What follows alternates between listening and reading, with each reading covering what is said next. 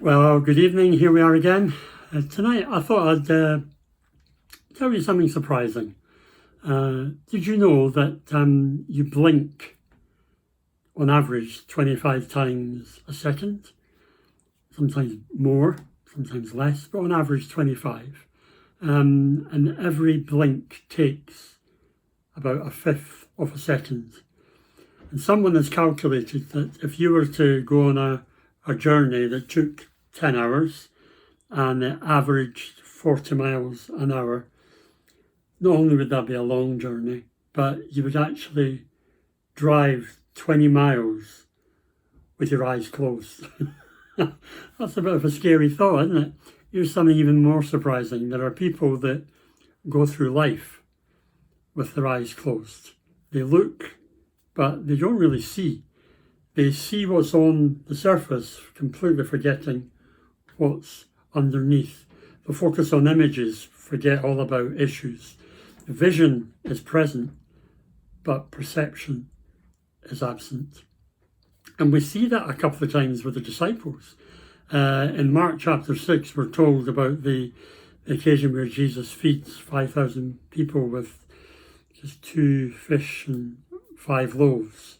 And then immediately after that, they're told by Jesus to get in the boat and go across to the other side of the lake, and a storm comes. Jesus comes and rebukes the wind and the waves, and gets in the boat beside them. And in Mark chapter 6, verse 51, we're told this. He, Jesus, climbed into the boat with them, and the wind died down. They were completely amazed. Why? For they did not understand about the loaves and the fishes. Their hearts were hardened. They could see, but they didn't perceive. They observed, but they omitted to think about what was going on underneath. Their vision was present, but their perception was missing.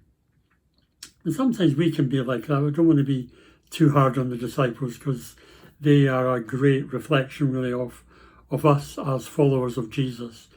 There are times when God is at work in our lives, when God does something amazing, and we miss it. We don't perceive it, we don't see it, we don't recognize it. Vision is present, but perception is absent. I wonder today if God has done something that you've overlooked. I wonder if during this time of lockdown, God has been working quietly in your life, in your family, in this nation. But we don't see what's going on under the surface. We miss the bigger picture. We miss the issues. This happens a couple of times to the disciples. They fail to grasp the greatness and the wonder of who Jesus is and what he can do. And to be honest, we can be quite like that. But I pray that tonight, as you reflect just on that simple fact that we blink without even thinking about it 25 times in a second, and that we would drive 20 miles with our eyes shut if we go on a 10-hour journey, 40 miles an hour. Thank God our eyes aren't shut for those 20 miles continually. But sometimes there are times in our lives when we just close our eyes off to what's going on, close our eyes off to what God is doing, or close our hearts off to what God is saying. And I pray our hearts would never be hardened. I pray that we would never miss what God is doing.